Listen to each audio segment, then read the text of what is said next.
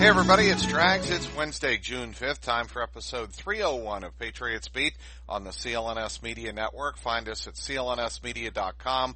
Follow us on Twitter at Patriots CLNS. Welcoming back this week, Evan Lazar of clnsmedia.com, doing a tremendous job covering the NFL and, of course, the Patriots for CLNS Media. Follow him on Twitter at EZLAZAR. How you doing, Evan? I'm a little sunburnt, to be honest. I'm a rookie when it comes to these training camps. It's my first training camp that I'm covering every day down there. So, the last week I had suntan lotion. I got a burn on my face, put lotion on my face, forgot my arms, and now my arms are red as a lobster. So I make fun of Alex Barth, our 12-year-old Cub reporter down there, for moments like that. You do realize that, right? Yeah, absolutely. But, listen, you asked me how I was, and I had to be honest. And you are always that. How did Tom Brady look firing passes to Edelman, N'Keal Harry, Philip Dorsett, Dontrell Inman, and Demaryius Thomas? Yeah, he looked like Tom Brady on Tuesday. I mean, honestly, really looked like there was no rust. He just went out there, he did his thing. These are passing camps. There's no pass rush. There's no contact in the secondary. So you kind of take a lot of it with a grain of salt as a result of the fact that there's no contact. But I mean, in terms of just looking at Brady and seeing if all the strength and the movements and the footwork and all that stuff is all still there, his arm looks good, his body language looks good, he looks ready to go. I mean, as you would expect, obviously, from all the stuff that he's posted on social media about him working out in the off season. Tell me why you think this wide receiver group is going to be a successful one this year, because I believe in the 6 Super Bowl track record of Tom Brady. Obviously I do. But there are a lot of question marks in my mind about who is going to be able to produce beyond Edelman.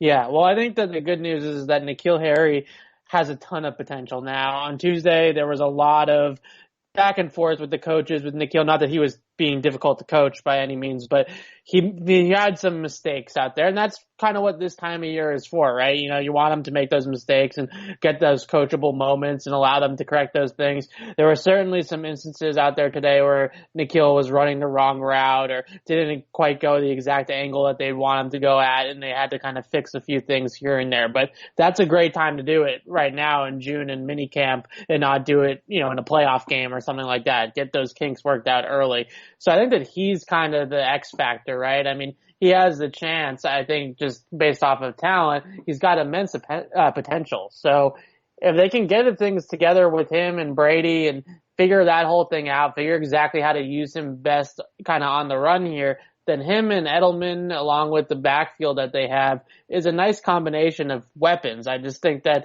right now, obviously, it's all kind of early, and N'Keal's a rookie, and the Patriots haven't had great success with rookie wide receivers or even tight ends, for that matter, coming on the scene and having huge rookie years. But I think N'Keal's going to kind of have a big rookie year if this team is going to get where it wants to go. So I think that they know that, and they're trying to work him along as quickly but also as smartly as possible.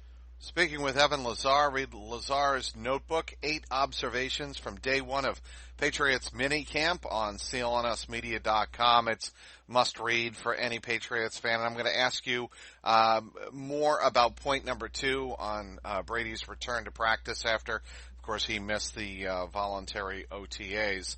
What Ben Watson had to say was kind of interesting, because Ben Watson knows Tom Brady, right? I mean, obviously back last decade, they were teammates.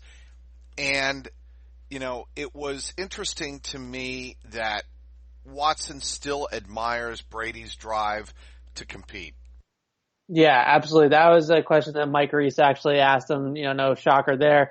Just asking him what is it that kind of separates Brady at Brady's age? Because Watson's 38, 39 years old himself.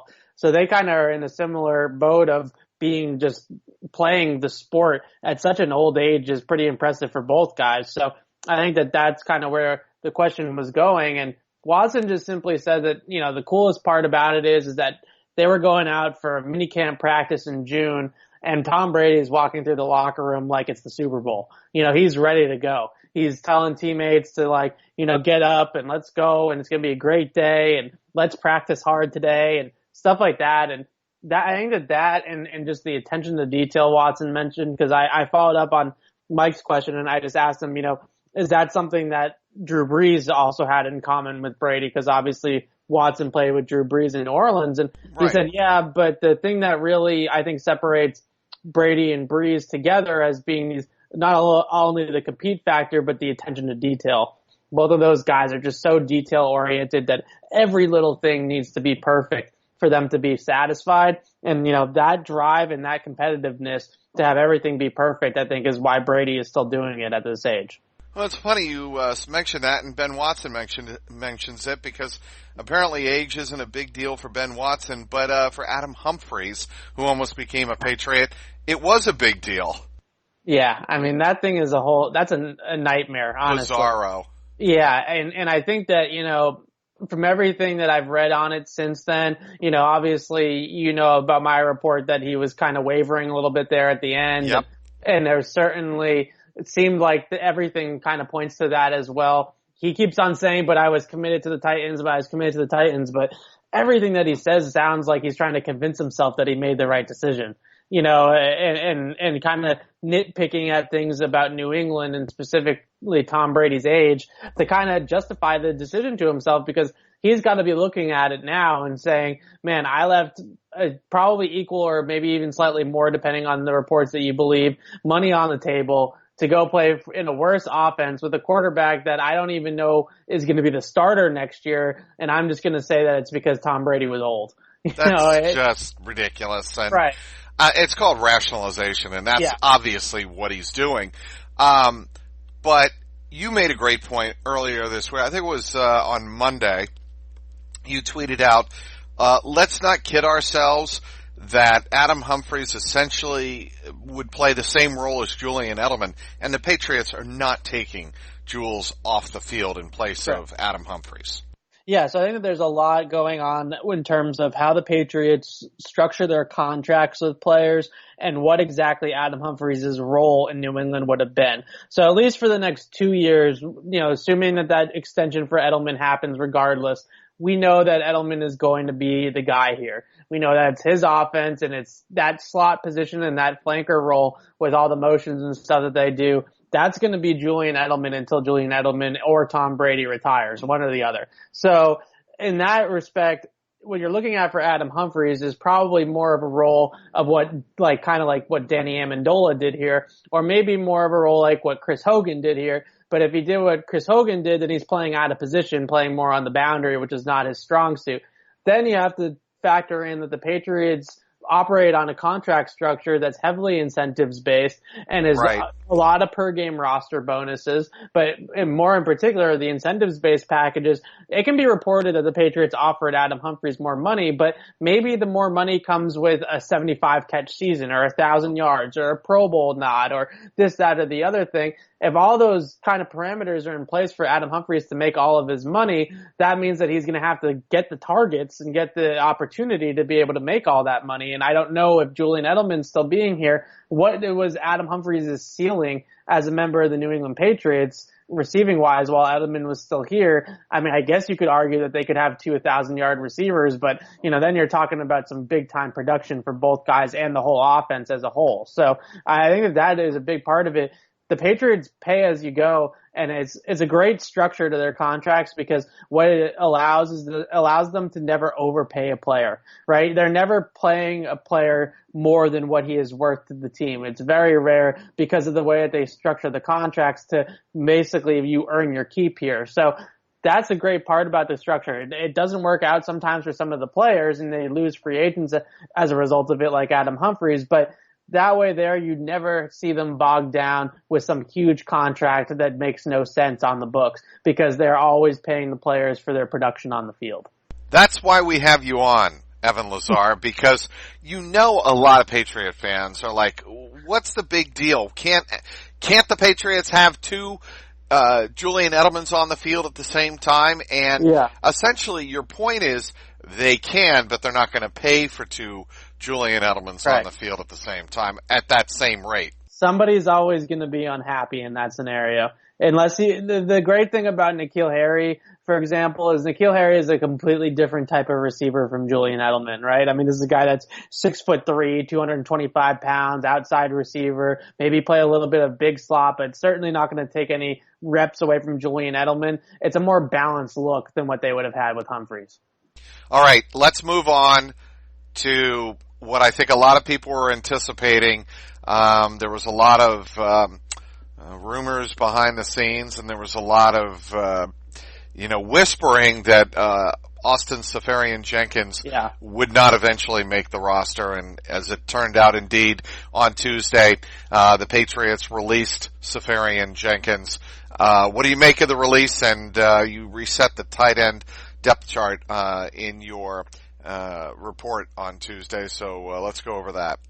Yeah, it's a tough thing for Seferian-Jenkins. It sounds like there's some off-field issues that he's trying to iron out, to try to get back to football maybe later on in the offseason. I think that Ian Rappaport said that he might try to revisit football in July or August and get on a team then. And I think that, there's a chance that the Patriots wouldn't even rule out, if he can get himself straightened out, to bring him back in kind of a training camp tryout like they were going to do this time.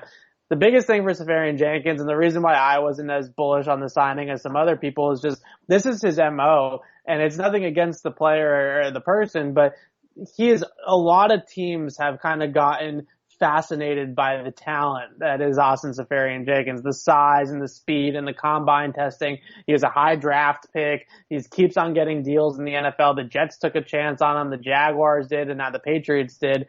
And this is always kind of this is his career path, is that he gets this chance and then it kind of flames out on him for whatever reason. And he's never quite lived up to the potential of his draft stock or of what the type of prospect and type of kind of skill set that he brings to the table. He has a starting tight end caliber skill set. 6'5", moves well, can catch the ball and can block.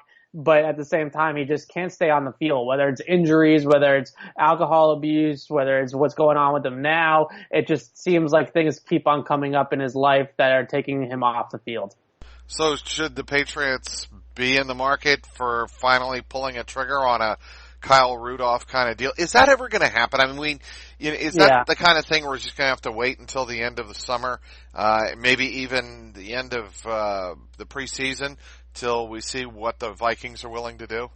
Yeah, I mean, obviously, they could pick up the phone tomorrow and make a trade, but it seems to me like the best possible scenario for them in terms of adding talent to the tight end position is waiting until the end of August, early September, when those roster cutdowns happen.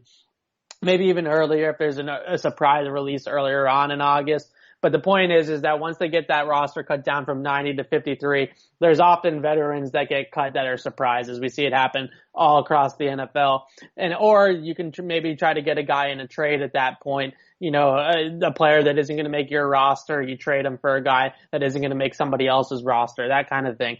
That's when you can kind of make those things happen. So maybe that's what they look at. I mean, out there on Tuesday at minicamp and a couple of weeks ago when we were out there for OTAs, Matt LaCosse and Steven Anderson are involved. Now, I know that those aren't names that people necessarily know or necessarily want to hear when you're trying to replace a guy like Gronk, but those two guys are involved in the offense along with Watson, who will obviously be suspended for the first 4 games, but he'll come back for the last 12.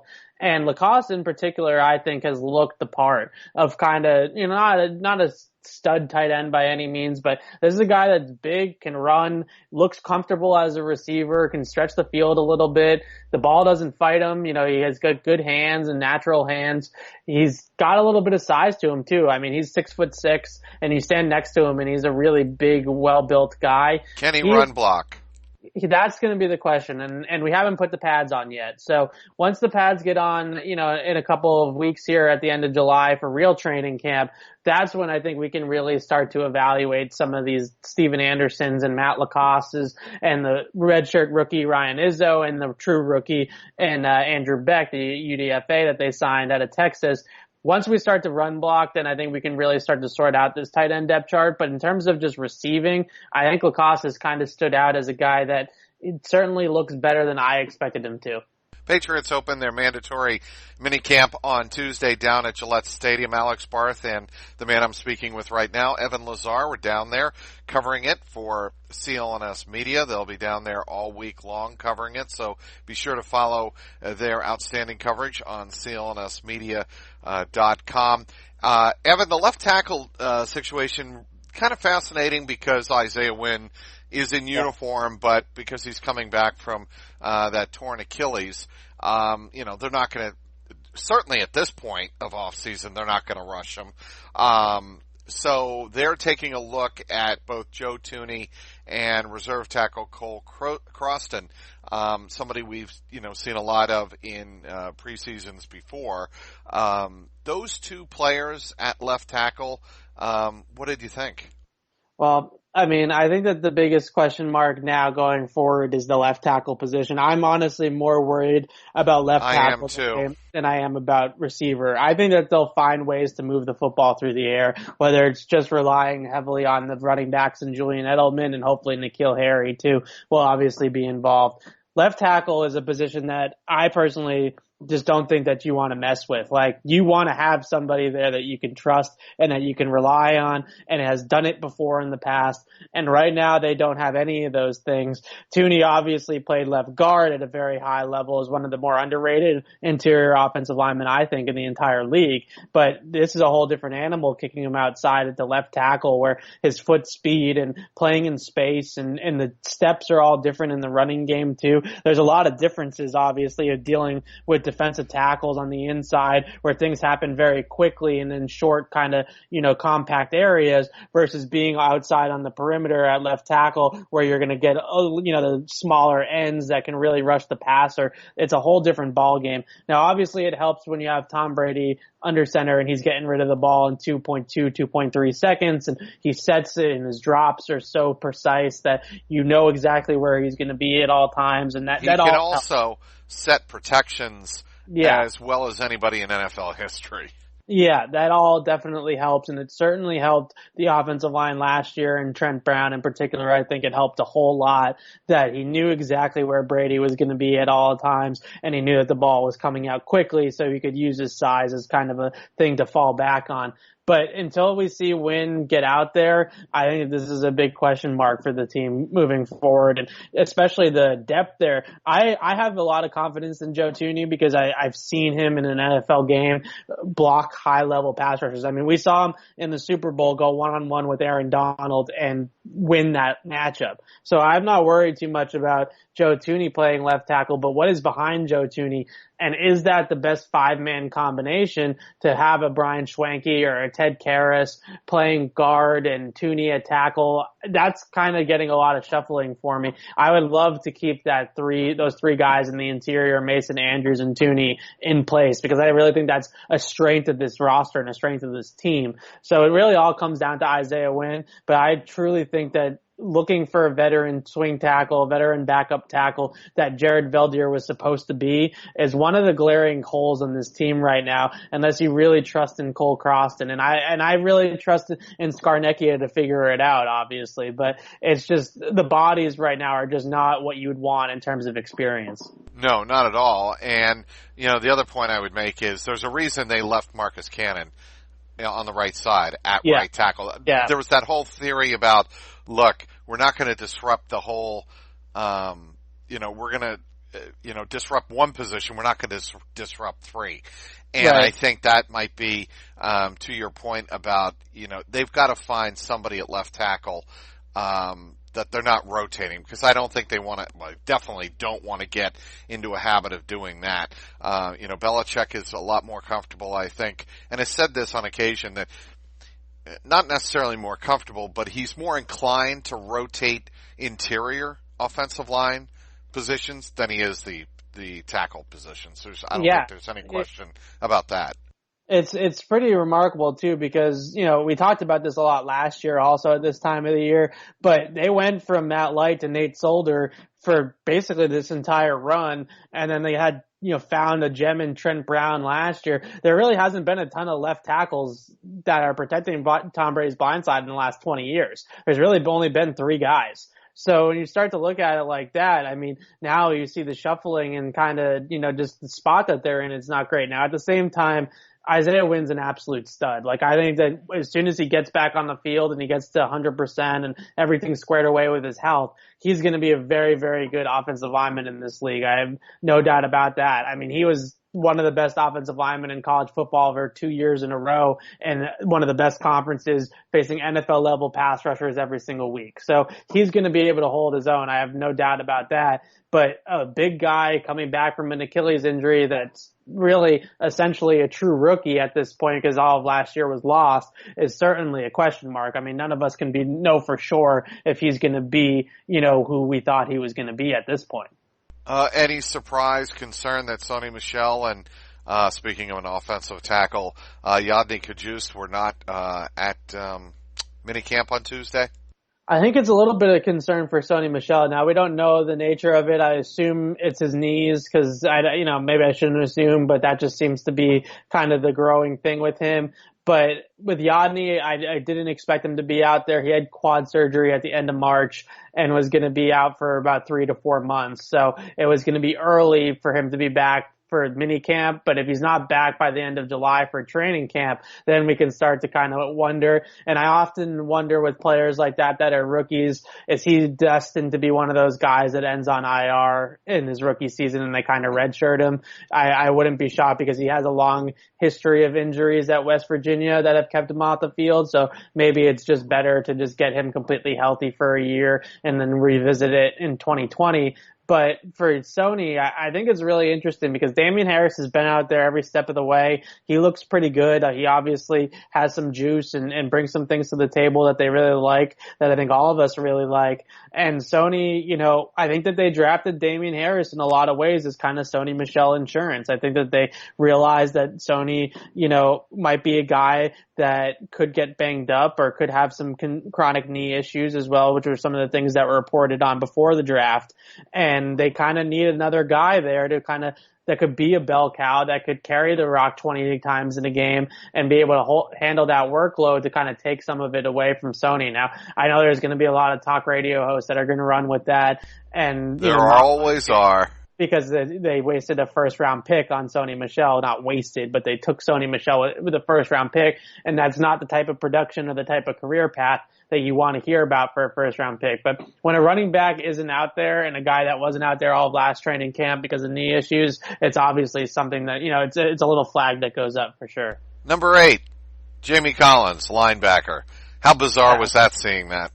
It's really bizarre, and he's wearing number 8. Also, like, I know I put it as my 8th point, but he's also, ironically wearing number 8, which is just bizarre too, because it just doesn't fit like a linebacker wearing a single digit. So the whole thing is just weird. And I think that the interesting thing is that we saw him a few weeks ago, this day after he signed with the Patriots. He was out there at OTAs when, with the media present, and he was kind of just getting his bearings, and he was playing more with like the 3s or the 4s. And then today, or on Tuesday, we got there and he was playing more with the 1s a little bit in team drills and 11 on 11. So they're trying to start to bring him along, I think. And I think that specialized role that we talked about the last time I was on is really kind of where this is headed. But he's starting to get in the mix a little bit more. He still certainly looks athletic. I don't think that Jamie Collins' athleticism was ever in question. The guy's a freak athlete. So he still looks like he can move, and he has some range to him, and he's out there. I mean, I think this linebacker core all of a sudden is pretty loaded. I mean, I understand that maybe there's no Luke Kuechly or someone like that, or Bobby Wagner, but they have a lot of depth. And some of these guys, I think, like Landon Roberts and Christian Sam in particular, are going to have to fight and, really claw for a roster spot, because I think Collins is kind of emerging a little bit here as a guy that they want to try out the second time around. And Mela Fonwu came onto the roster mid to late last season. Yeah. And there's some buzz around him, huh?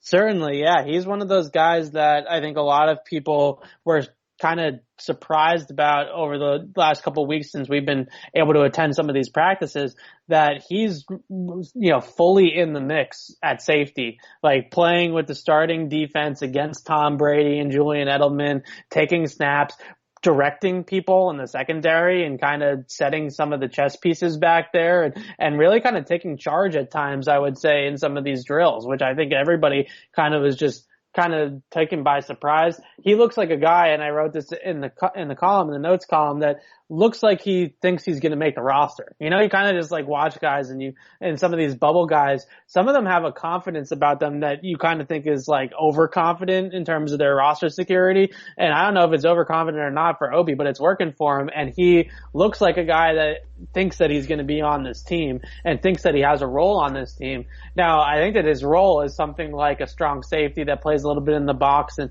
covers some tight ends, and he's a bigger guy that can move and has some corner in his background as well. So I understand what they like about him, and it's the reason why they brought him in last year.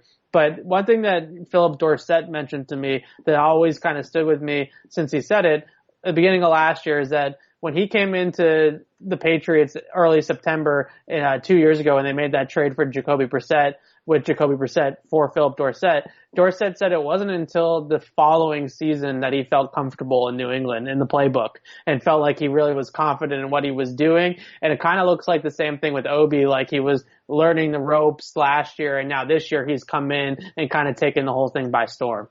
All right, speaking with Evan Lazar, follow him on Twitter at EZLAZAR.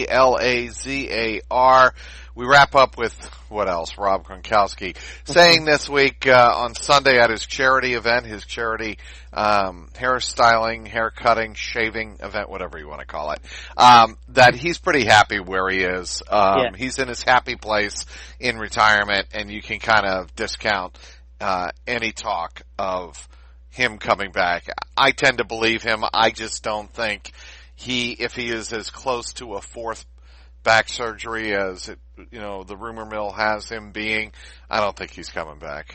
No, I don't think he's coming back either. I think that it's nice to see him though in some of these events that he's been doing in the off season. Like, he genuinely looks happy, and Gronk always looks happy. But last year there were certainly times during the season where we caught him being a little bit moody because of the way that he was playing and the way that he was feeling physically. It all wasn't adding up to him being Gronk, him being this all-pro, absolute, dynamite tight end. And there were moments last year where that big smile was not always there. And that, I think, was a surprise for a lot of people. But all these off-season things that he's been doing, the haircut thing and all that type of stuff, he just looks like he's just in a much better place mentally with where he's at. And I just hope he stays there, because I think that last year in particular, the toll that it took on his body to play that entire season, really, I think it really bothered him that he couldn't be the guy that he wanted to be anymore. And I think that more than anything is probably why he's not going to come back, on top of the fact that obviously there's some health concerns with his back and surgeries and stuff like that. I also think the fact that he can't be, some guys, when you can't be that all-pro player, that all-world player, it just doesn't feel right. And I think that that's what he ran into last year. Want to thank everybody for downloading today's podcast. Thank our terrific guest and colleague, Evan Lazar, covering the Patriots for CLNS. He'll, of course, be on site for the remainder of mandatory minicamp, as well as the OTA sessions remaining as the Patriots head into the middle part of June. They'll take about a month off, 5 weeks off or so, and then all of us will have team coverage of Patriots training camp at the end of July, heading into the preseason and regular season. You can, and of course, should be following Evan on Twitter at EZLAZAR.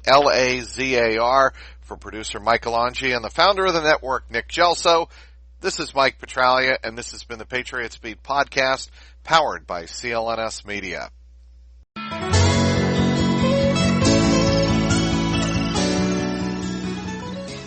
Hello, I'm Dan Lothian, host of the Behind the Media podcast on the CLNS Media Network. Along with Jimmy Young, we dive into the biggest media headlines each week with honest, informed, and sometimes irreverent perspectives. It's not all serious. We deliver information and entertainment. As we like to say on Behind the Media, we find the interesting in media so you don't have to go searching for it. Listen to our podcast and get prepped for the next trip to the water cooler. Subscribe to Behind the Media wherever you get your podcast, or find us on www.clnsmedia.com.